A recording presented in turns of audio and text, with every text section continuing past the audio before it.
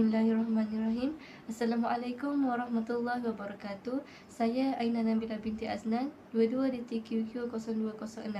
Pada hari ini, kumpulan kami akan membentangkan tentang tajuk tugasan kami, iaitu berani dan jujur. Okey, sebagai seorang manusia, normallah seorang manusia itu mempunyai sikap, sifat yang berbeza, perwatakan yang berbeza, emosi dan juga perasaan. Kita hendaklah sentiasa melatih diri untuk melakukan sifat mahmudah, sifat yang baik seperti sentiasa bertanggungjawab, amanah, bekerja keras, tidak berputus asa, berani dan juga jujur. Jadi pada hari ini kumpulan kami akan mengupas tentang sikap berani dan jujur.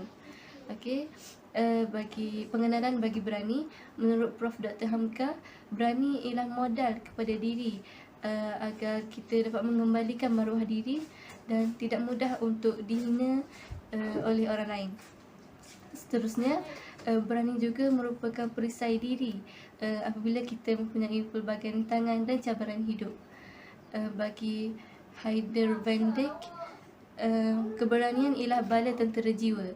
Okey, seterusnya pengenalan bagi sifat jujur pula. Jujur ialah perkara yang berlandaskan perbuatan, percakapan dan juga niat. Semua tu hendaklah selari. Jadi Rasulullah SAW juga sentiasa menganjurkan umatnya untuk bersikap jujur kerana sifat ini merupakan akhlak yang mulia bagi di sisi Allah Subhanahu Wa Taala.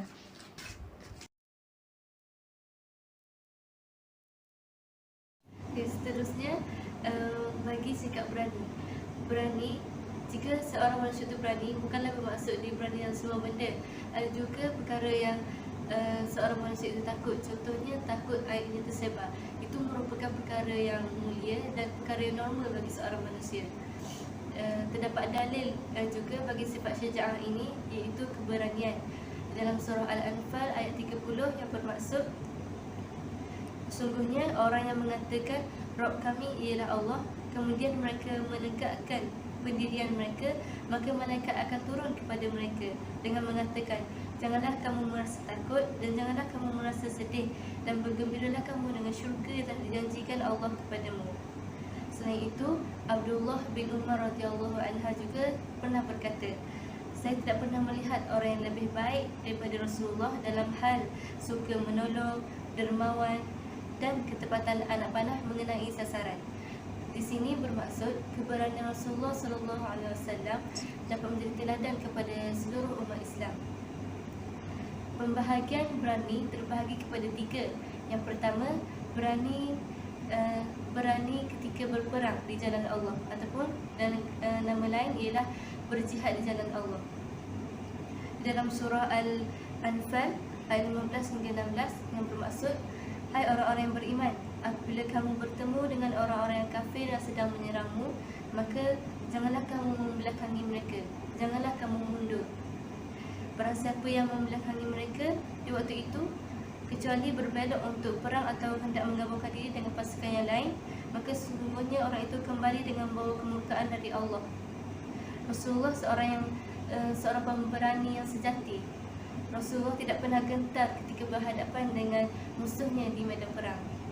Yang kedua ialah berani dalam perkara amar ma'ruf nahi munkar. Seperti yang kita tahu, kita sebagai umat Islam perlulah sentiasa mengajak kepada kebaikan dan mencegah kepada kemungkaran.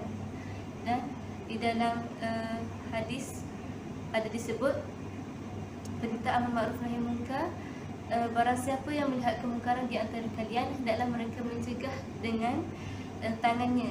Jika tidak mampu, cegahlah dengan lidahnya. Dan jika tidak mampu lagi, maka ubahlah dengan hatinya, yang itu adalah selemah dan beriman. Hadis riwayat Muslim. Dan yang ketiga ialah keberanian dalam mengendalikan hawa nafsu. Sudah menjadi lumrah setiap manusia mempunyai rasa ke arah hiburan, ke arah perkara yang mereka suka. Tetapi kita sebagai manusia perlulah mengendalikan hawa nafsu jika kita ingin mendapat keredaan Allah Subhanahu Wa Taala. Dan apabila Apabila kita dapat mengendalikan hawa nafsu kita, Allah Subhanahu Wa Taala akan mengangkat darjat kita dan tergolong dalam golongan yang dicintai Allah Subhanahu Wa Taala.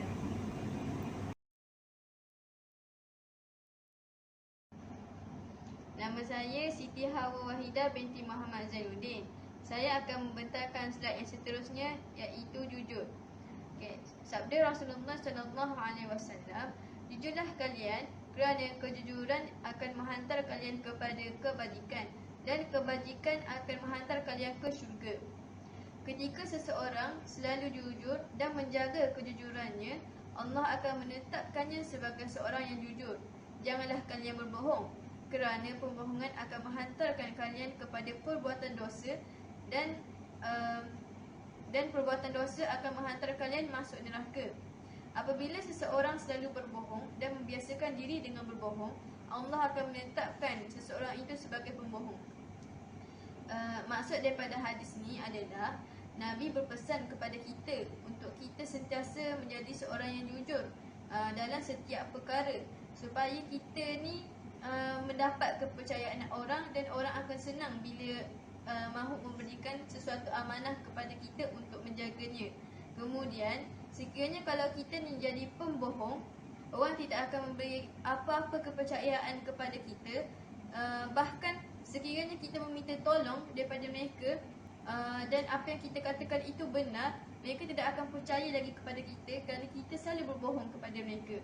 Dan satu lagi, mereka ni apabila kita berbohong, mereka akan bercakap sesuatu yang buruk tentang kita, menyebabkan kata-kata itu akan menjadi satu perkara jadi doa yang Allah kabulkan untuk kembali kepada kita semula.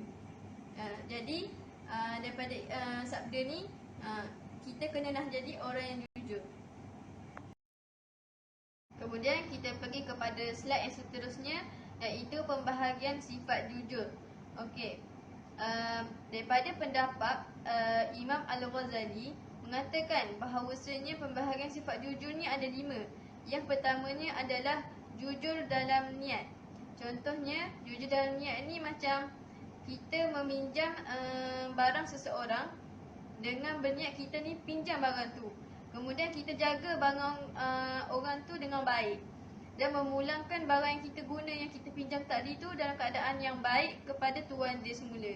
Jadi itu dikatakan jujur dalam niat. Okey, seterusnya yang kedua adalah jujur dalam ucapan.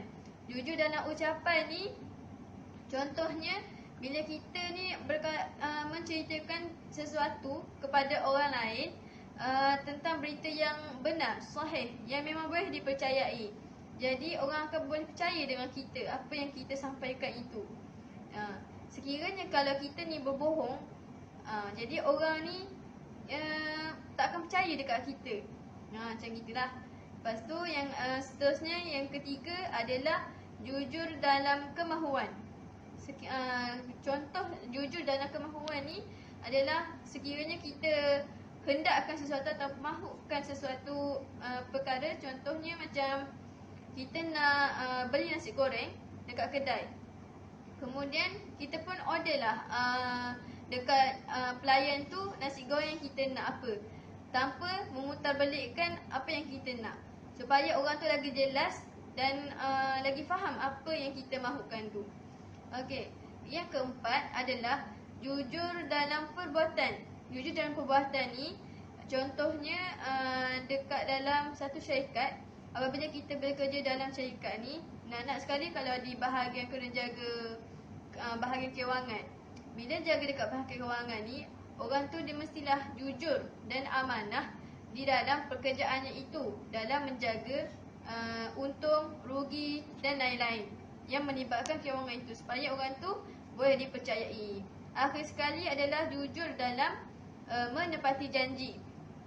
Jujur dalam menepati janji ni seperti kita ni dah berjanji dah dengan seseorang ni. Contohnya macam kita janji dengan kawan kita nak pergi jumpa dekat shopping mall lah. Shopping mall pada pukul 5 petang.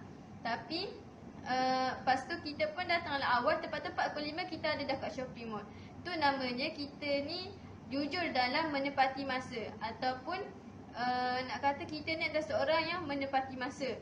Kerana sekiranya kita tidak tidak jujur, tak menepati janji kita, kita ni dikira sebagai orang munafik. Okey.